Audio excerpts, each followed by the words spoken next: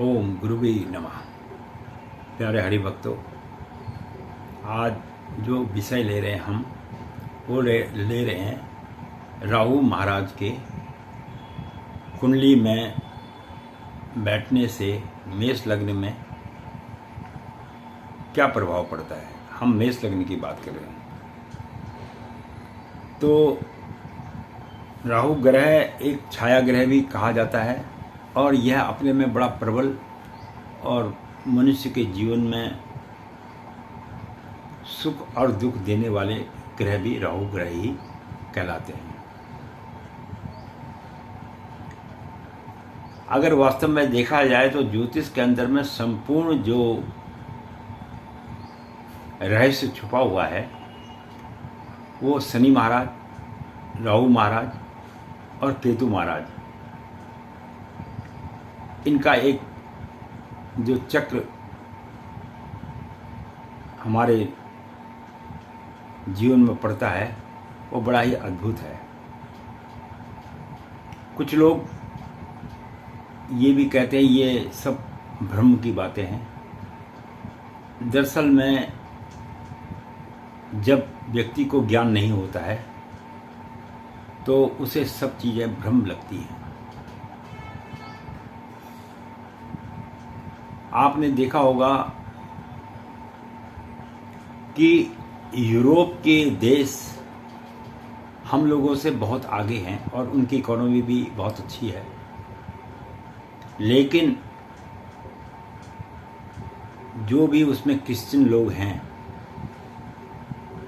वो चाहे आगे पीछे मंदिर जाएं या ना जाएं, चर्च में संडे के दिन जरूर जाते हैं और वहाँ जाकर उस ऊपर वाले का नाम लेते हैं जिसने उनको यह जीवन दिया है। ऐसे ही हमारे मुसलमान भाई भी अपनी मस्जिदों में जाते हैं नमाज अदा करने के लिए शुक्रवार के दिन, तो उनको भी उस पर कुछ ना कुछ विश्वास होता है। और अब हमारे हिंदू भाई हैं वो भी मंदिर जाते हैं और भगवान से आशीर्वाद लेते हैं। लेकिन कुछ मानव ऐसे हैं जो पिछले जन्म में ऐसे कर्म करके आए हैं कि उनके पास में सब कुछ होते हुए भी वो इस जीवन में दुखी हैं। सकल पदार्थ है जग माही, कर्महीन नर पावत नाही। इस दुनिया में सारे साधन हैं, सारी सुविधाएं हैं, लेकिन ये साधन उसी के लिए है जो उसके योग्य है।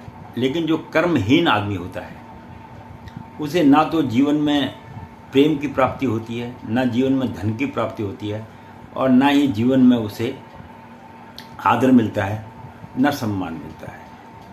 तो क्योंकि उनका जो विवरण है वो उसके हस्तरेखा में और जन्मपत्री में लिखा हुआ होता है। तो इसको जो लोग नहीं जानते हैं वो आडंबर मानते हैं, बोलते हैं कि यह एक पैसा कमाने की जरिया है। विद्या से लोग धन भी कमाते हैं, ठीक है। जब आदमी विद्वान होता है तो पैसा तो कमाता है। जो कोई इंजीनियर बनेगा, कोई साइंटिस्ट बनेगा, कोई डॉक्टर बनेगा तो वो धन तो कमाएगा, इसमें तो कोई दो राह नहीं है।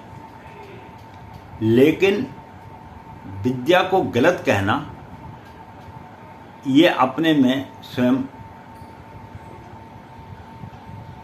विद्या का अपमान है।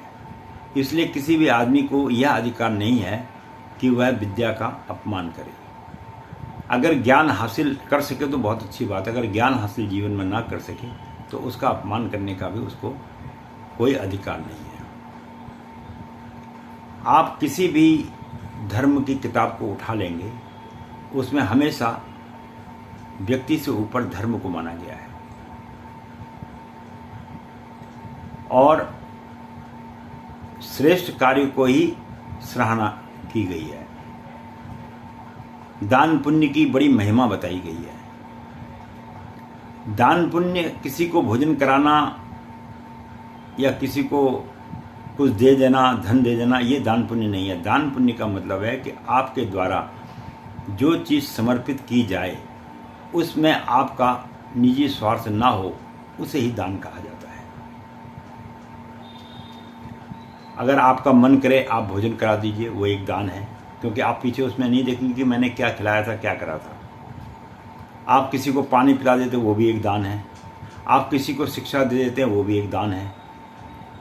आप किसी को दो अच्छी बातें कह देते हैं, तो वो भी एक विचारों का दान है।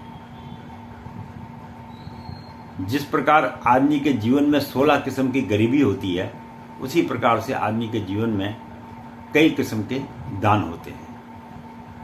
केवल पैसा दे देना ही दान नहीं होता है।